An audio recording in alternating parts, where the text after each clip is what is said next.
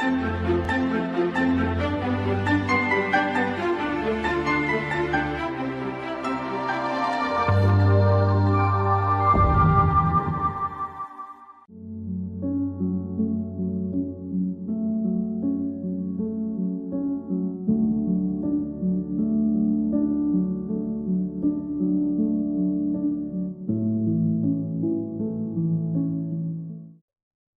এই অনুষ্ঠানে আমি যে বিষয়টা আলোচনা করতে যাচ্ছি তা হলো এনএসএস প্রোগ্রাম। এনএসএস প্রোগ্রাম এবং এনএসএস প্রোগ্রামের সমাজে তার গুরুত্ব।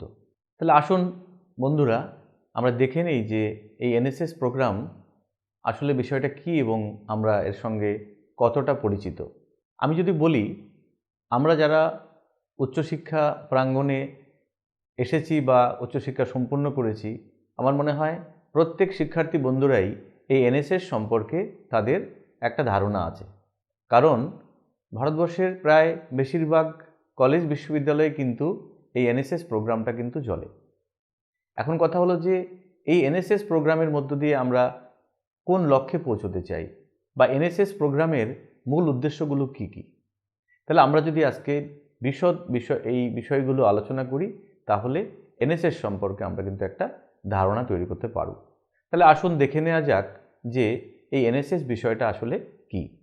এই এনএসএস বিষয়টাকে যদি আমরা পূর্ণাঙ্গভাবে বলি, তাহলে সেটার ইংরেজি অর্থ দাঁড়ায় national service scheme. National service scheme কেন্দ্রীয় শিক্ষামন্ত্রী ডক্টর বি.কে.আর.বি. রাও 22শে সেপ্টেম্বর 1969 সালে মহাত্মা গান্ধীজির জন্ম শতবর্ষ চলাকালীন ন্যাশনাল সার্ভিস স্কিম শুরু করেন। সেই সময় 37টি বিশ্ববিদ্যালয়ে প্রায় 40,000 স্বেচ্ছাসেবক এই সামাজিক প্রকল্পের সাথে জড়িত হয়। তাহলে খুব সহজেই আমরা কিন্তু অনুধাবন করতে পারি বা এটা বুঝতে পারি যে প্রোগ্রামের গুরুত্ব কতটা। তার কারণ অনেক সংখ্যক শিক্ষার্থী কিন্তু শুরুতেই এই প্রকল্পের সঙ্গে সম্পর্কিত হয়। আজকের দিনে যদি আমরা এই এনএসএসের সংখ্যাটা দেখি, তাহলে কিন্তু সেটা অনেক বড়। কারণ প্রায় 2.6 মিলিয়নেরও বেশি ছাত্র স্বেচ্ছাসেবক 198টি বিশ্ববিদ্যালয়ে ছড়িয়ে রয়েছে এই এনএসএসের সঙ্গে। এই প্রকল্পটি শিক্ষাগত সংস্কারের একটি পরিমাপ এবং শিক্ষিত জনশক্তির মান উন্নত করার উপায় হিসেবে বিবেচিত হয়। এখন দেখে নেওয়া যাক যে এই এনএসএস বা ন্যাশনাল সার্ভিস স্কিম এর মূল উদ্দেশ্যগুলো কী কী। এর প্রথমত উদ্দেশ্য হচ্ছে সমাজসেবার মাধ্যমে একজন শিক্ষার্থীর ব্যক্তিত্বের বিকাশ। এখানে এই যে প্রোগ্রাম, এই প্রোগ্রামের মধ্য দিয়ে তিনি সমাজের সেবা করবেন এবং তার সেই সেবার মধ্য দিয়ে তার কিন্তু ব্যক্তিত্বের বিকাশ হবে। দ্বিতীয়ত হলো নিজের জনসম্প্রদায়ের সাথে নিজেদের সম্পর্কে একটা ধারণা তৈরি করবে, যে সে যে জনসম্প্রদায়ের মানুষ, সেখানকার সঙ্গে তার কি সম্পর্ক, এবং বিশদ এই জনসম্প্রদায় সম্পর্কে তিনি বিভিন্ন রকমের ধারণা কিন্তু পাবেন। তৃতীয়ত হলো যে জনসম্প্রদায়ে তারা কাজ করবে সেই জনসম্প্রদায় সম্পর্কে ধারণা তৈরি করবে। চতুর্থত হলো জনসম্প্রদায়ের চাহিদা ও সমস্যাগুলি চিহ্নিত করা এবং সমস্যা সমাধানে নিজেদেরকে অন্তর্ভুক্ত করা। আমরা মনে করি ভারতবর্ষের যত জনসম্প্রদায় আছে, কমিউনিটি আছে, এমন কোনো কমিউনিটি নেই যাদের কোনো সমস্যা নেই। নানান রকমের সমস্যা কিন্তু এখনও এই কমিউনিটিগুলোতে বিরাজমান। তাহলে এই ন্যাশনাল সার্ভিস স্কিমের মধ্যে যে সমস্ত স্বেচ্ছাসেবকরা অন্তর্ভুক্ত হবেন, তাদের অন্যতম একটা উদ্দেশ্য হচ্ছে কি, এই জনসম্প্রদায় সম্পর্কে এবং তাদের যে সমস্যাগুলো সেগুলোকে চিহ্নিত করা এবং সেগুলোর সঠিক একটা সমাধান বার করা। তাহলে এই হচ্ছে যে সমস্ত উদ্দেশ্যগুলো নিয়ে আমাদের এই ন্যাশনাল সার্ভিস স্কিমটা শুরু হয়েছিল, সেগুলো আমি এক এক করে বর্ণনা করছি। তারপরে হলো নিজেদের মধ্যে সামাজিক এবং নাগরিক দায়িত্ববোধ গড়ে তোলা। আমরা সকলেই জানি যে ভারতবর্ষের আজকে যারা শিক্ষার্থী, আজকে যারা ছাত্র, তারা আগামী দিনে আমাদের ভবিষ্যৎ নাগরিক। সেই ভবিষ্যৎ নাগরিক হতে গেলে আমাদের অনেক নাগরিক দায়িত্ব সম্পন্ন করতে হয়। নাগরিক দায়িত্ব সম্পন্ন যদি আমরা না করি, তাহলে আমাদের নগর জীবন কিন্তু সুন্দর হয় না বা আমাদের দেশের শ্রীবৃদ্ধি হয় না। তাহলে সেই ক্ষেত্রে নিজেদের মধ্যে সামাজিক এবং নাগরিক দায়িত্ববোধ গড়ে তোলাও কিন্তু এই এনএসএস প্রোগ্রামের অন্যতম একটা উদ্দেশ্য। তারপরে রয়েছে যে দলবদ্ধ জীবনযাপন এবং দায়িত্ব ভাগ করে নেওয়ার জন্য প্রয়োজনীয় দক্ষতার বিকাশ। আমরা যদি বলি, আমরা একটা প্রবাদ বাক্য বাংলায় রয়েছে যে সকলে মিলি করি কাজ, হারি জিতি নাহি লাজ। অর্থাৎ এই সমাজে বসবাস করতে গেলে প্রত্যেক মানুষ আমরা সকলে মিলেমিশে কাজ করি, সকলে মিলেমিশে কোনো একটা দায়িত্ব গ্রহণ করি, সকলে মিলেমিশে এই সমাজে থাকি। অর্থাৎ এই সমাজ কোনো একার নয়, আমরা দলবদ্ধভাবে জীবনযাপন করতেই কিন্তু অভ্যস্ত। আমরা যদি একেবারে সেই আমাদের যে আদিম সাম্যবাদী সমাজ ছিল, সেই সমাজ থেকে শুরু করে আজকের দিন অবধি আমরা যদি মানুষের ইতিহাস দেখি, তাহলে দেখব যে মানুষ কিন্তু এরকম দলবদ্ধভাবে জীবনযাপন করতেই কিন্তু অভ্যস্ত। তাহলে সেই দলবদ্ধভাবে জীবনযাপন আরও কত সুন্দর করে করা যায় এবং তার জন্য কি কি প্রয়োজনীয় দক্ষতার বিকাশ হওয়া দরকার, সেগুলো সবই কিন্তু এই এনএসএস প্রোগ্রামের মধ্য দিয়ে শিক্ষা লাভ করা সম্ভব। তারপরে হলো যে জনসম্প্রদায়ের অংশগ্রহণকে একত্রিত করার দক্ষতা অর্জন করা। জনসম্প্রদায়ের অংশগ্রহণ মানেই হচ্ছে এখানে আমাদের যারা কমিউনিটি মেম্বার আছে তারাও তাদের সঙ্গে অংশগ্রহণ করে এবং সেই যে দক্ষতাগুলো অর্জন করি আমরা, সেটাও কিন্তু একটা অন্যতম লক্ষ্য। এবং সর্বশেষ হলো নেতৃত্বের গুণাবলী এবং গণতান্ত্রিক মনোভাব অর্জন করা।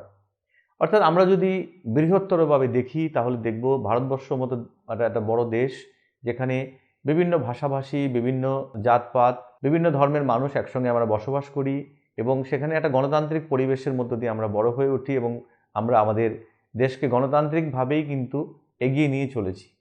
সেখানে গণতন্ত্রে নেতৃত্বের একটা বিরাট ভূমিকা থাকে, অর্থাৎ লিডারশিপ। তাহলে এই যে এনএসএস প্রোগ্রামের মধ্য দিয়ে যে সমস্ত শিক্ষার্থী বন্ধুরা এখানে অন্তর্ভুক্ত হয়, তাদের কিন্তু একটা নেতৃত্বের গুণাবলীর বিকাশ কিন্তু এখানে হওয়া সম্ভব। তাহলে এটাও কিন্তু এনএসএস প্রোগ্রামের একটা অন্যতম উদ্দেশ্য।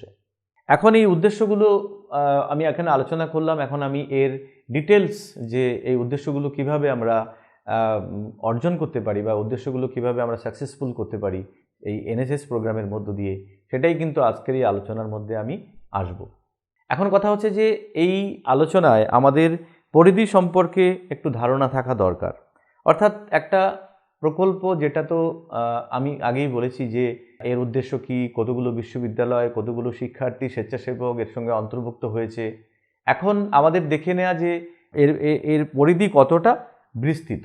অর্থাৎ আমরা যদি এর পরিধি দেখি, তাহলে দেখব প্রায় 40,000 স্বেচ্ছাসেবক প্রায় 37টি বিশ্ববিদ্যালয়ে প্রাথমিকভাবে এই প্রকল্পটি শুরু করেছে এবং আজ প্রায় 200টি বিশ্ববিদ্যালয়ে ছড়িয়ে ছিটিয়ে প্রায় 2.6 মিলিয়নেরও বেশি ছাত্র স্বেচ্ছাসেবক হিসেবে নিজেদের নাম কিন্তু এই প্রকল্পে নথিভুক্ত করেছে। তাহলে আমরা খুব সহজেই অনুধাবন করতে পারি বা সহজেই আমরা এটাকে রিয়েলাইজ করতে পারি যে এই প্রোগ্রামটা বা এই প্রকল্পটা কতটা বিস্তৃত। অর্থাৎ সারা ভারতবর্ষের 40,000 স্বেচ্ছাসেবক, মানে যারা এই উচ্চশিক্ষার সঙ্গে যুক্ত, তারা এখানে অন্তর্ভুক্ত হয়েছে এবং প্রায় 200টিরও বেশি বিশ্ববিদ্যালয়ে ছড়িয়ে ছিটিয়ে কিন্তু প্রায় 2.6 মিলিয়নেরও বেশি ছাত্র এখানে স্বেচ্ছাসেবক হিসেবে নিজেদের নাম নথিভুক্ত করেছে। তাহলে বৃহৎ একটা কর্মকাণ্ড কিন্তু আমরা এখানে এটা দেখতে পাচ্ছি। এখন দেখে নেওয়া যে আমি আস্তে আস্তে প্রবেশ করব যে এই এনএসএস প্রোগ্রামের মূলত বিষয়গুলো কিভাবে এখানে আমরা নিজেদেরকে অন্তর্ভুক্ত করি এবং কিভাবে আমাদের এই জ্ঞানের শ্রীবৃদ্ধি হয় এই প্রকল্পের মধ্য দিয়ে, বা আমরা কীভাবে লাভবান হই, বেনিফিট কী কী রয়েছে এবং এটা কি, মূলত এই ডিটেলস আলোচনাগুলো কিন্তু এখানে আমি আজকে করতে যাচ্ছি। এখন কথা হচ্ছে যে এখানে একটা নীতি বাক্য কিন্তু রয়েছে এনএসএস প্রোগ্রামের মধ্য দিয়ে, সেটা হলো যে নট মি বাট ইউ। এই যে নীতি বাক্যটা কিন্তু অত্যন্ত দার্শনিক এবং অত্যন্ত গুরুত্বপূর্ণ ভারতীয় সমাজ ব্যবস্থার জন্য আমি মনে করি। আমি দার্শনিক বা কেন বললাম, এটা ফিলোসফিক্যাল কেন বললাম, কারণ আমরা ভারতীয়রা কিন্তু সবসময় নিজের কারণে নয়, অন্যের কারণে বেঁচে থাকি এই সমাজ ব্যবস্থার মধ্যে। আমি আগেই বলেছি যে প্রত্যেকে আমরা পরের তরে, মানে আমরা প্রত্যেক মানুষের জন্য বেঁচে থাকি সমাজে।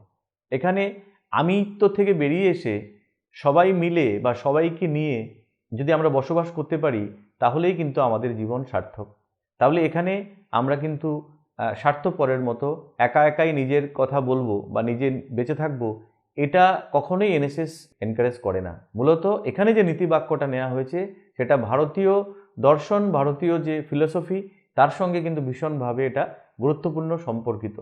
যেমন নট মি বাট ইউ, এর অর্থ হলো স্বার্থপরতা পরিহার করে সমাজ ও অন্যদের সেবা করার প্রতি অগ্রাধিকার দেয়া, এই নীতিবাক্যটি এনএসএসের মূল উদ্দেশ্যকে তুলে ধরে, যা হলো সামাজিক সেবা ও মানবতার কল্যাণে কাজ করার মাধ্যমে শিক্ষার্থীদের মধ্যে সামাজিক দায়িত্ববোধ ও নেতৃত্ব গুণ বিকাশ করা। অর্থাৎ একটা মানুষের জীবন তখনই হচ্ছে ধন্য, একটা মানুষের জীবন তখনই হচ্ছে ব্যাপক, যখন সে সমাজের বিভিন্ন দায়িত্ব নিয়ে থাকে, সমাজের বিভিন্ন কল্যাণকর কাজের সঙ্গে নিজেকে যুক্ত করে। অর্থাৎ সামাজিক সেবার মধ্য দিয়ে, মানব কল্যাণের মধ্য দিয়ে সে একজন উপযুক্ত মানুষ হয়ে সমাজে বাঁচে। এটাই কিন্তু শিক্ষা দেয় আমাদের এই এনএসএস প্রোগ্রামের মধ্য দিয়ে। তাই এখানে এনএসএস প্রোগ্রামের মূলত যে স্লোগানটি রাখা হয়েছে, নট মি বাট ইউ, এবং আমরা মনে করি এই ভারতীয় সমাজ ব্যবস্থার পরিপ্রেক্ষিতে এই স্লোগানটি বা এই নীতিবাক্যটি অত্যন্ত গুরুত্বপূর্ণ। এখন এখানে এই নীতিবাক্যের পাশাপাশি এখানে আরেকটা গুরুত্বপূর্ণ বিষয় এনএসএস এর মধ্যে রয়েছে, সেটা আমি এখানে তুলে ধরার চেষ্টা করব, সেটা হচ্ছে প্রতীক। অর্থাৎ এই এনএসএস প্রোগ্রামের মধ্যে যে প্রতীকটি ব্যবহার করা হয়, এই প্রতীকের তাৎপর্যটা কী, কেনই বা এরকম একটা প্রতীক এখানে ব্যবহার করা হয়, সেটা আমাদের অবশ্যই জানা দরকার। তাহলে এই প্রতীকের মধ্যে আমরা কি দেখতে পাচ্ছি? এখানে আমরা দেখতে পাচ্ছি উড়িষ্যায় অবস্থিত বিশ্ববিখ্যাত কোণার্ক সূর্য মন্দির, দ্য ব্ল্যাক প্যাগোডা। তাহলে এই ব্ল্যাক প্যাগোডার এর তাৎপর্যটা কি, সেটা আমাদেরকে ভালো করে বুঝতে হবে। এখানে আমরা দেখছি যে বিশাল রথ চাকার উপর ভিত্তি করে তৈরি করা হয়েছে। চাকা সৃষ্টি, সংরক্ষণ ও মুক্তির চক্রকে চিহ্নিত করে এবং সময় ও স্থান জুড়ে জীবনের গতিবিধি নির্দেশ করে। তাহলে আমরা এই যে কোণার্ক সূর্য মন্দিরের যে ইমেজ এখানে দেয়া হয়েছে এবং এখানে একটা সিম্বল হিসেবে নেওয়া হয়েছে এই এনএসএস প্রোগ্রামের, এর ব্যাখ্যা কিন্তু অত্যন্ত সুন্দর। কারণ এখানে বলা হয়েছে যে এই চাকাটা হচ্ছে সৃষ্টি, সংরক্ষণ এবং মুক্তির চক্রকে চিহ্নিত করে। সৃষ্টি মানে কি? আমাদের এই জগতে যা কিছু সৃষ্টিশীল, যা কিছু সৃষ্টি হয়েছে মানুষের হাত ধরে হয়েছে, এবং ঈশ্বর ভগবান বা সৃষ্টিকর্তার আশীর্বাদ নিয়ে মানুষ এগুলো সৃষ্টি করে চলেছে। এই সৃষ্টিশীলতা কিন্তু মানুষের একটা চাহিদা, মানুষের একটা নিড। এই সৃষ্টিশীলতার মধ্য দিয়ে মানুষ বেঁচে থাকে। এই সৃষ্টিশীলতা মানুষকে অনেক আনন্দ দেয়, কারণ মানুষ অন্যান্য পশুর থেকে এখানেই কিন্তু বেশি করে আলাদা। কারণ পশুরা তাদের জীবনযাপনের জন্য অতটা সৃষ্টিশীল নয়, তাদের কিছু স্বাভাবিক শারীরিক চাহিদা পূরণ হলেই তাদের জীবনযাপন হয়ে যায়। কিন্তু মানুষ কিন্তু সেটাতে কিন্তু কখনোই নিজেকে সীমাবদ্ধ রাখেনি। মানুষ সবসময়ই কোনো না কিছু সৃষ্টি করার চেষ্টা করেছে, এবং সেই সৃষ্টির আনন্দ অসীম আনন্দ। তাই এখানে সৃষ্টি এবং তার সঙ্গে সংরক্ষণ, অর্থাৎ আমাদের যে সম্পদ রয়েছে, আমাদের যে ঐতিহ্য রয়েছে, আমাদের যে সংস্কৃতি বা কৃষ্টি রয়েছে, তাকে সংরক্ষণ করাটাও কিন্তু একটা গুরুত্বপূর্ণ। তাই এখানে সৃষ্টির সঙ্গে সংরক্ষণ, এবং আরেকটা বিষয়কে এখানে ইঙ্গিত করে যে কোণার্কের সূর্য মন্দির, সেটা হচ্ছে মুক্তি। এই মুক্তির কথা যদি আমরা বলি, ভারতীয় দর্শনের বিরাট ব্যাখ্যা রয়েছে। তার কারণ আমরা মনে করি ভারতীয় দর্শনে এখানে বলা হয় যে মানুষের এই যে পৃথিবীতে জন্ম মৃত্যুর যে খেলা, সেখান থেকে মানুষ তখনই মুক্তি পায় যখন মানুষ তার বিভিন্ন পাপ থেকে মুক্ত হয়। অর্থাৎ এখানে যে বৈদান্তিক ফিলসফি, সেখানে কিন্তু খুব সুন্দর করে এর ব্যাখ্যা রয়েছে। এবং আমাদের প্রিয় স্বামীজি, স্বামী বিবেকানন্দ, এই মুক্তির কথা বলেছেন মানুষের সেবার মধ্য দিয়ে। অর্থাৎ জীবে প্রেম করে যেজন, সেজন সেবিছে ঈশ্বর। আমরা যদি শিব এবং ঈশ্বরকে সেবা করতে চাই, তাহলে আমরা জীবের সেবা করলেই সেই ঈশ্বরের সেবা হয়, এবং ঈশ্বরের সেবার মধ্য দিয়ে একজন মানুষের মুক্তি হয়। তখন তাকে আর পৃথিবীতে মানুষ হিসেবে জন্মগ্রহণ করতে হয় না। তাই এখানে এই যে কোণার্ক সূর্য মন্দিরের যে ব্যাখ্যা এখানে আমি দেওয়ার চেষ্টা করলাম, তা হলো সৃষ্টি, সংরক্ষণ ও মুক্তির চক্রকে চিহ্নিত করা হচ্ছে এটার তাৎপর্য, এবং সময় এবং স্থান জুড়ে জীবনের গতিবিধি নির্দেশ করে। আজকে এই এনএসএস প্রোগ্রামের মধ্য দিয়ে যে সমস্ত শিক্ষার্থী বন্ধুরা এখানে অন্তর্ভুক্ত হয়, তাদের বাকি জীবন পড়ে আছে, সেখানে তারা তাদের জীবনের ছন্দে তারা এগিয়ে যাবে, তাদের আমাদের দেশের পরবর্তী ভবিষ্যৎ নাগরিক হিসেবে বিভিন্ন দায়িত্ব গ্রহণ করবে। তাই এখানে জীবনের গতিবিধি অত্যন্ত গুরুত্বপূর্ণ। তাহলে এখানে আমি বলার চেষ্টা করলাম যে এই যে প্রতীক, সে প্রতীক কেন গুরুত্বপূর্ণ, এবং এর সঙ্গে এই যে কোণার্ক সূর্য মন্দিরের সঙ্গে আরও কিছু বিষয় রয়েছে। সেটা হলো যে এখানে একটা ব্যাচের উপরে এনএসএসের প্রতীক চিহ্ন বসানো আছে।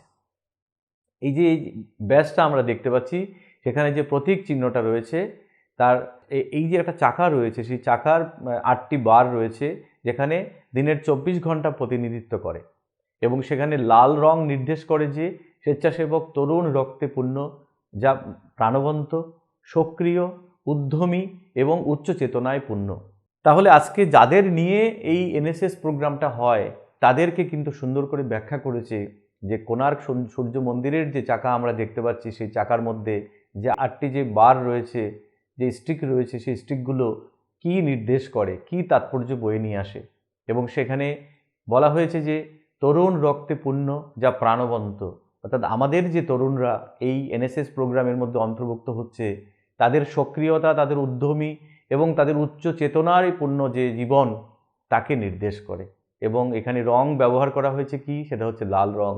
লাল রং কিসের প্রতিনিধিত্ব করে?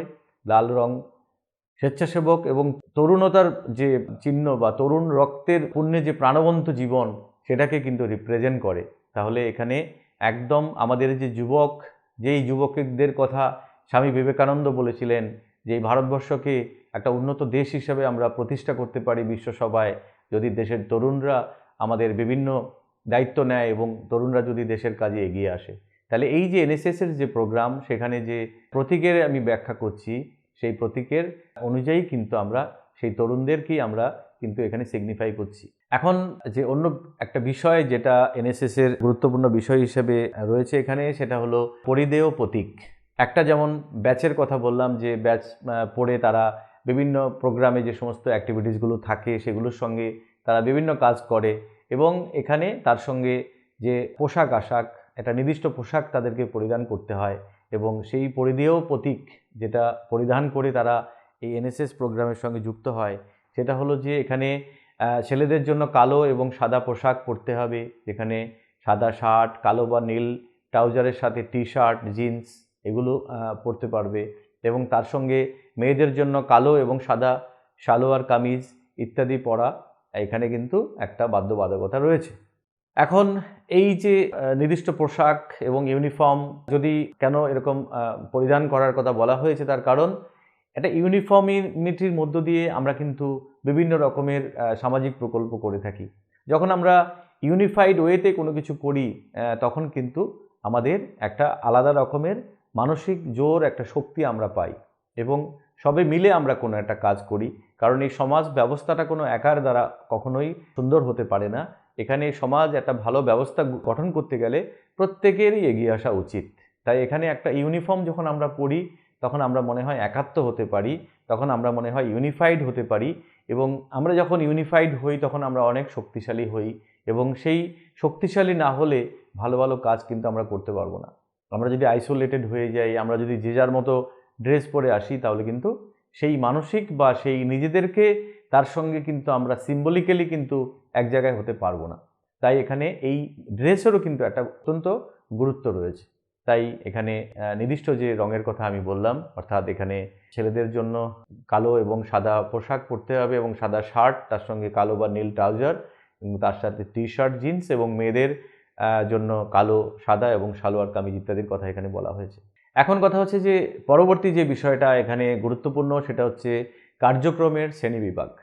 এই এনএসএস প্রোগ্রামে কার্যক্রমের শ্রেণীবিভাগটাকে একটু আলাদা রকমভাবে ভাগ করা হয়েছে এখানে। অর্থাৎ এনএসএসের যে কার্যক্রম সেটাকে দুভাগে ভাগ করা হয়ে থাকে। যেমন একটা হচ্ছে নিয়মিত এনএসএস কার্যক্রম আর একটা হচ্ছে বিশেষ ক্যাম্পিং কার্যক্রম। এখন তাহলে দেখে নেওয়া যাক যে এই নিয়মিত এনএসএস কার্যক্রমটা কি এবং বিশেষ ক্যাম্পিং কার্যক্রমটা কি। এখানে টোটাল 120 ঘন্টার একটা সময় ধার্য করা হয়। 120 ঘন্টা সময় ধরে কোনো একজন শিক্ষার্থী নিজেকে অন্তর্ভুক্ত করে এবং 120 ঘন্টা সে বিভিন্ন রকমের অ্যাক্টিভিটিজের মধ্য দিয়ে এই প্রোগ্রামে অংশগ্রহণ করে। 120 ঘন্টার মধ্যে সেটাকে দুভাগে ভাগ করা হয়। একটা হচ্ছে 40 ঘন্টা আর একটা হচ্ছে 80 ঘন্টা। এবং 40 ঘন্টায় সে কী করবে? 40 ঘন্টায় সে কলেজের কাজ করবে এবং ইউনিভার্সিটির কাজ করবে। অর্থাৎ এনএসএস প্রোগ্রামের মধ্যে সে তার যে কলেজ বা ইউনিভার্সিটি, সেখানে নানান রকমের কাজ থাকবে, সেই কাজ সে করবে এবং 80 ঘন্টায় সে সম্প্রদায়ের কাজ করবে। অর্থাৎ তিনি যে জনসম্প্রদায় থেকে উঠে এসেছে বা তিনি যে জনসম্প্রদায়ের লোক, সেই জনসম্প্রদায়ে নানান রকমের অ্যাক্টিভিটিস নেওয়া হবে এবং সেগুলোর সঙ্গে সে যুক্ত হবে এবং বাকি যে সময়টা আমি বললাম যেটা 40 ঘন্টা, সেটা তিনি যে বিশ্ববিদ্যালয়ে পড়াশুনো করে বা তিনি যে কলেজে মহাবিদ্যালয়ে পড়াশুনো করে সেখানকার নানান রকমের কাজের সঙ্গে সে যুক্ত হবে। এখন তাহলে দেখে নেওয়া যাক যে এই নিয়মিত কার্যক্রমের মধ্যে কি কি আসবে এবং বিশেষ ক্যাম্পিংয়ের মধ্যে কি কি আসবে। তাহলে নিয়মিত কার্যক্রমের মধ্যে কি কি আসবে? নিয়মিত কার্যক্রমের মধ্যে আসবে এনএসএস স্বেচ্ছাসেবকরা সাধারণত গ্রাম, বস্তি এবং স্বেচ্ছাসেবী সংস্থাগুলোর সাথে কাজ করবে। এখানে একটি শিক্ষাবর্ষে নিয়মিত প্রায় 120 ঘন্টার কার্যক্রম সম্পূর্ণ করবে।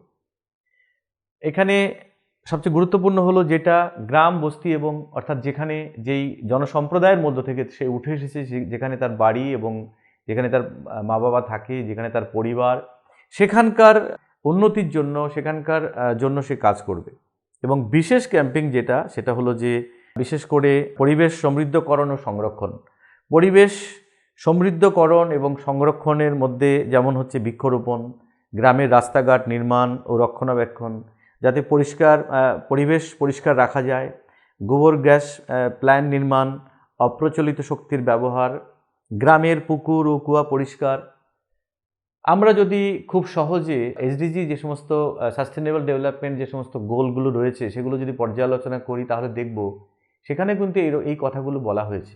অর্থাৎ আমাদের বর্তমান সময়ে আমরা পরিবেশের ডিগ্রেডেশনের ফলে মানুষ কিন্তু ভীষণভাবে বিভিন্ন রোগ, বিভিন্ন রকমের সমস্যায় কিন্তু জর্জরিত। এবং এই যে পরিবেশ যে ডিগ্রেডেশন হয়েছে তার অন্যতম মূল যে দায়ী সেটা হচ্ছে মানুষ।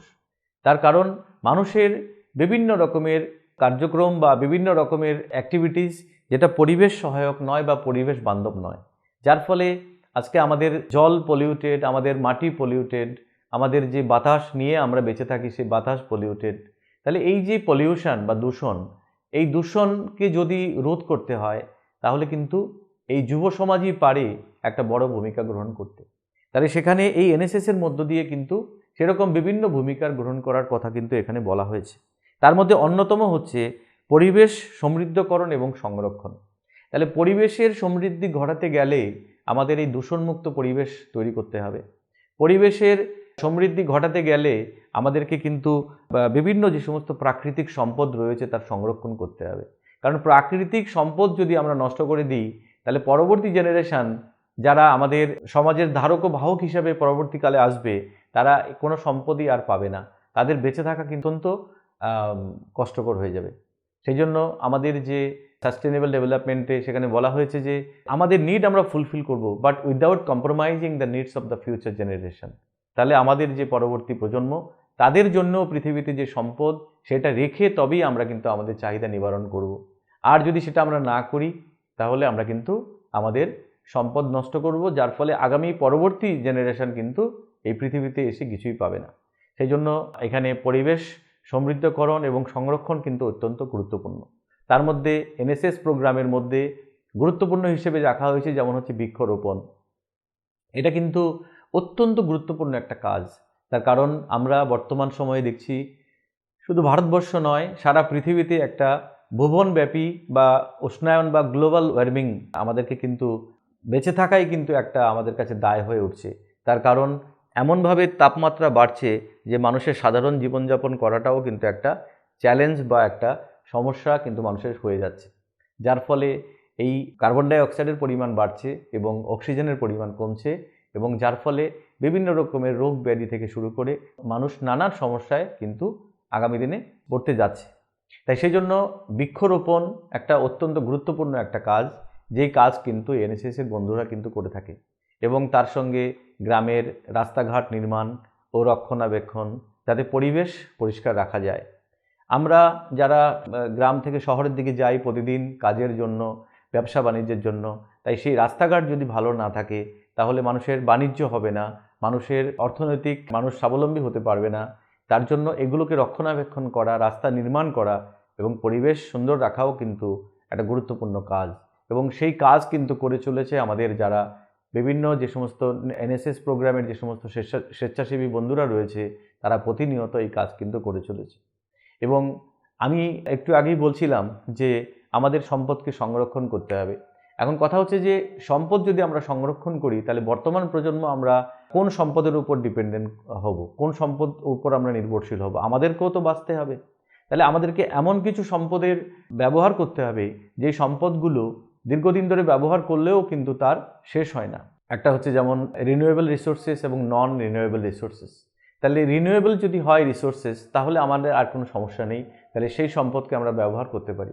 আর যদি সেটা নন রিনিউয়েবল হয় তাহলে কিন্তু সেটা ব্যবহার করা যাবে না, তার কারণ তাহলে সেটা একসময় শেষ হয়ে যাবে। তাহলে এখন দেখতে হবে যে সেই রিনিউয়েবল রিসোর্সেসগুলো কী, সেই রিনিউয়েবল রিসোর্সেসগুলো যাতে মানুষ ব্যবহার করে সেই সম্পর্কে মানুষকে সচেতন করা, সেগুলোকে বেশি করে ব্যবহার করার প্রয়াস গ্রহণ করা এবং মানুষকে আরও বেশি করে এগুলো যাতে ব্যবহার করে সেদিকে মানুষকে ইনসিস্ট করা। এই কাজটাও কিন্তু এনএসএসের স্বেচ্ছাসেবী বন্ধুরা কিন্তু বিভিন্ন সময় এটা করে থাকে, যার ফলে এখানে গোবর গ্যাস প্ল্যান্ট নির্মাণ এবং অপ্রচলিত শক্তির ব্যবহার এবং তার সঙ্গে গ্রামের পুকুর ও কুয়া পরিষ্কার রাখা। তার কারণ গ্রামে জলের সোর্স কিন্তু এই পুকুর এবং কুয়াগুলো রয়েছে, সেগুলো যদি কোনোভাবে ভরাট হয়ে যায় বা আমরা ভরাট করে দিই তাহলে কিন্তু সেই যে জলের যে বাস্তুতন্ত্র সেটাও প্রথমত নষ্ট হবে এবং সেই জল কিন্তু গ্রামের মানুষ পাবে না। তাই এনএসএসের বন্ধুরা কিন্তু এই ধরনের বিভিন্ন প্রোগ্রামের সঙ্গে কিন্তু নিজেদেরকে নিয়োজিত করে। এখন কথা হচ্ছে যে শুধুই কি এটুকুই নাকি তার সঙ্গে আরও কিছু গুরুত্বপূর্ণ কাজও তারা করে থাকে? আমরা দেখে নেব যে আরও কী কী রকমের কাজ তারা করে থাকে। তার কারণ আমি যে এখানে যে প্রোগ্রাম, সেখানে প্রোগ্রামের মধ্যে প্রায় 120 ঘন্টার মতো তাদেরকে কিন্তু ইনভলভ থাকতে হয়। সে 120 ঘন্টা তারা আরও কী কী রকমের কাজের সঙ্গে যুক্ত হয় সেটাও কিন্তু আমাদের দেখে নেওয়া দরকার। এখানে স্বাস্থ্য, পরিবার কল্যাণ এবং পুষ্টি কর্মসূচির কথাও বলা হয়েছে। স্বাস্থ্য, পরিবার কল্যাণ এবং পুষ্টি কর্মসূচির মধ্যে অন্যতম হলো নিরাপদ ও বিশুদ্ধ পানীয় জলের ব্যবস্থা। এবং নিরাপদ এবং বিশুদ্ধ জল বলতে এখানে কি বোঝায়? নিরাপদ এবং বিশুদ্ধ জল মানেই হলো যে জল খেলে মানুষের কোনো রোগ জীবাণু হবে না, বিশেষ করে ম্যালেরিয়া, ফিভার এগুলো হবে না। একদম সুন্দর, যেটা আমরা ড্রিঙ্কিং ওয়াটার বলি, সেরকম পরিশুদ্ধ জল কিন্তু ব্যবস্থা তারা করে থাকে। তার সঙ্গে সমন্বিত শিশু উন্নয়ন কর্মসূচি, ইন্টিগ্রেটেড চাইল্ড ডেভেলপমেন্ট যে সমস্ত প্রোগ্রামগুলো আছে সেগুলো, কারণ শিশুরা যদি নিরাপদ না হয়, শিশুরা যদি তাদেরও যদি উন্নতি না হয় তাহলে ভবিষ্যৎ নাগরিক আমরা পাবো না।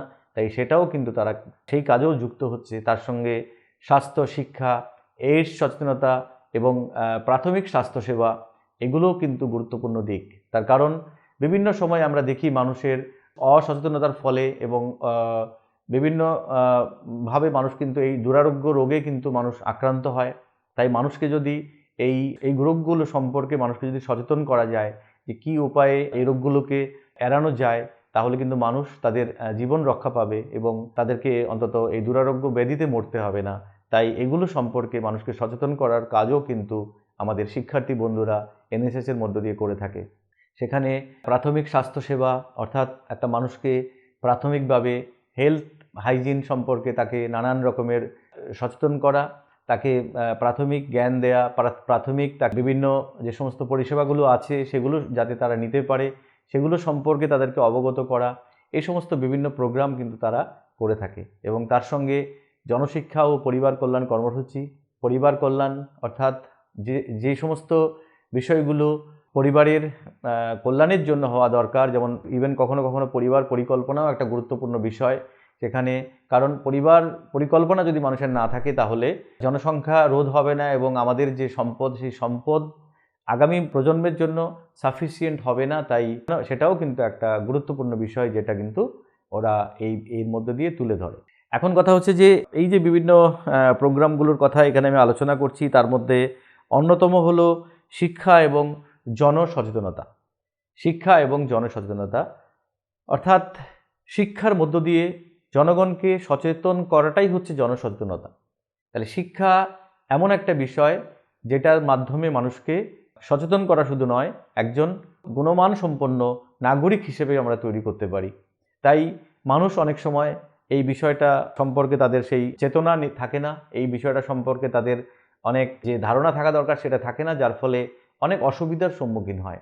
তাই এনএসএস যে স্বেচ্ছাসেবী বন্ধুরা রয়েছে সেই বন্ধুরা এই বিভিন্ন প্রোগ্রামগুলোর সঙ্গে নিজেরা অন্তর্ভুক্ত হয় এবং মানুষকে এই শিক্ষা এবং জনসচেতনতা সম্পর্কে অবগত করান। তাহলে আমরা দেখি যে কী ধরনের বিষয়ে আমাদের অবগত হওয়া দরকার। প্রথমত যেই বিষয়টা এখানে রয়েছে সেটা হচ্ছে সাম্প্রদায়িকতা। আমরা সকলেই জানি যে ভারতবর্ষ একটা দেশ, যেখানে বিভিন্ন ভাষা, বিভিন্ন জাত, বিভিন্ন ধর্ম, বিভিন্ন বর্ণ এবং বিভিন্নতার মধ্য দিয়ে মানুষ কিন্তু বেঁচে থাকে। সেখানে মানুষের এই সংস্কৃতির বিভিন্নতা, সেখানে বিভিন্ন অঞ্চলের বিভিন্ন রকমের সংস্কৃতি, তাও মানুষ কিন্তু আজকে একত্রে বেঁচে থাকে। এটাই হচ্ছে ভারতবর্ষের সবচেয়ে বড় কথা, এখানকার বিউটি, বা এখানকার আমরা বলতে পারি এটা আমাদের শক্তি বা স্ট্রেংথ। তাই মাঝে মধ্যে আমরা দেখি যে বিভিন্ন এখানে সাম্প্রদায়িকতা এমন পর্যায়ে যায় যে মানুষের, আমাদের ভারতবর্ষের যে সংহতি সেটা কিন্তু বিনষ্ট হয়। তাই মানুষকে বোঝানো যে এই সাম্প্রদায়িক সম্প্রীতি একটা সমাজে ভালো করে বসবাস করতে গেলে কতটা গুরুত্বপূর্ণ। এবং তার সঙ্গে রয়েছে বর্ণবাদ, অর্থাৎ যে কাস্টিজম। সে কাস্টিজমের ফলে আমরা জানি যে আম্বেদকর নিজেও অনেক লড়াই করে গেছেন এবং তার জীবনেও অনেক অনাকাঙ্ক্ষিত বা দুর্ভাগ্যজনক ঘটনাগুলো ঘটেছে। এবং ভারতবর্ষের এখনও অনেক জায়গায় এই ধরনের দুর্ভাগ্যজনক ঘটনা দেখা যায় যে মানুষকে বিভিন্ন রকমভাবে ছোট করা হয়, ডিসক্রিমিনেট করা হয় তাদের সেই কাস্ট আইডেন্টিটির ফলে। সেটাও কিন্তু মানুষকে বোঝানো দরকার যে পৃথিবীতে মানুষ সবাই এক, প্রত্যেকেই ভগবানের এবং ঈশ্বরের বা সৃষ্টিকর্তার সৃষ্ট মানুষ, তারা সবাই এক। তাই এরকমভাবে মানুষের মধ্যে বিভেদ না করা। এবং আঞ্চলিকতা, আমরা বিভিন্ন সময় দেখি ভারতবর্ষের আঞ্চলিকতার ফলে বিভিন্ন রক্তক্ষয়ী, বিভিন্ন রকমের যুদ্ধ হয়, যে এই অঞ্চলের মানুষ কোন একটা অঞ্চলের মানুষ কোন একটা অঞ্চলের মানুষকে আক্রমণ করে, সেগুলো মানুষকে বোঝানো। এবং অস্পৃশ্যতা, যেটা আনটাচেবিলিটি, অত্যন্ত দুঃখের ভারতবর্ষের বিভিন্ন জায়গায় এখন এই প্র্যাকটিস রয়েছে। অনেক মানুষরা আছে যাদের মন্দিরে ঢোকার কোনো, প্রবেশ করার কোনো অনুমতি নেই, সামাজিক অনুষ্ঠানে যাওয়ার অনুমতি নেই। তাই এই বিষয়গুলো ভারতবর্ষ একেবারে ক্যান্সারের মতো ভারতীয় সমাজ ব্যবস্থাকে কুরে কুরে খাচ্ছে। তাই এনএসএসের বন্ধুরা, স্বেচ্ছাসেবকরা কিন্তু এই সমস্ত অআকাঙ্ক্ষিত বিষয়গুলোর বিরুদ্ধে জনসচেতনতা গড়ে তোলার জন্য তারাও কাজ করে থাকে। সেখানে মাদকের ব্যবহার এবং বিভিন্ন সামাজিক যে সমস্ত অস্থিরতা, কুফল, সেগুলোকে দূর করা, এবং তার সঙ্গে সাংবিধানিক এবং আইনগত উভয় ক্ষেত্রেই মানুষকে শিক্ষিত করা। আমরা জানি যে 1950 সালের 26শে জানুয়ারি আমাদের দেশের সংবিধান ইমপ্লিমেন্টেড হয়েছিল, এবং ভারতীয় সংবিধান হচ্ছে পৃথিবীর সবচেয়ে বৃহৎ লিখিত সংবিধান, যেখানে মানুষের অধিকারের কথা খুব সুন্দর করে বর্ণনা করা হয়েছে। সেখানে কোনো মানুষকে ধর্মের কারণে, জাতের কারণে, কোনো মানুষকে তার আঞ্চলিকতার কারণে কিন্তু কোথাও এরকম হয়নি যে সংবিধান তাকে অধিকার দেয়নি। সমস্ত মানুষকেই তাদের সমান অধিকার দিয়েছে আমাদের ভারতীয় সংবিধান। সেখানে গণতান্ত্রিক পদ্ধতিতে এবং গণপ্রজাতান্ত্রিক পদ্ধতিতে আমাদের দেশের যে সমাজ ব্যবস্থা পরিচালিত হবে, রাষ্ট্র ব্যবস্থা পরিচালিত হবে। কিন্তু আমরা অনেক সময় দেখি যে সংবিধানের সেই ধারা অনুযায়ী দেশ পরিচালিত হয় না। অনেক সময় অনেক মানুষ তাদের নিজেদের স্বার্থ কায়েম করার জন্য মানুষকে ডিসক্রিমিনেট করে। তাই এই বিষয়গুলো সম্পর্কেও কিন্তু তারা অনেক রকমের কাজ করে থাকে। এবং আরেকটা বিষয় যেটা গুরুত্বপূর্ণ বিষয়, সেটা হচ্ছে নারীর অধিকার, অর্থাৎ উইমেন রাইটস এবং উইমেন এম্পাওয়ারমেন্ট। বিভিন্ন কর্মসূচি তারা গ্রহণ করে, যেটার মধ্য দিয়ে আমাদের দেশের নারীরা এখনও অনেক ক্ষেত্রে পিছিয়ে রয়েছে। সেই পিছিয়ে পড়া নারীদের এম্পাওয়ারমেন্টের জন্য, তাদের রাইটসের জন্য, তাদের অধিকারের জন্য কিন্তু অনেক রকম প্রোগ্রাম, কর্মসূচি তারা নিয়ে থাকে।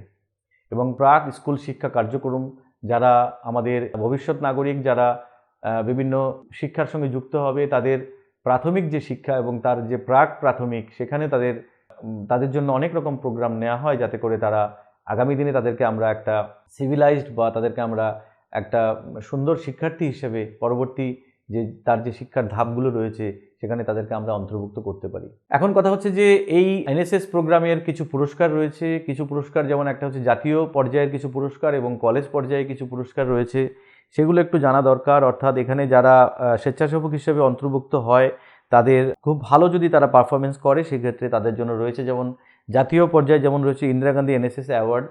যে স্বেচ্ছাসেবী বন্ধু খুব ভালো কাজ করবে তাকে চিহ্নিত করা হবে এবং তাকে এই পুরস্কারে ভূষিত করা হবে।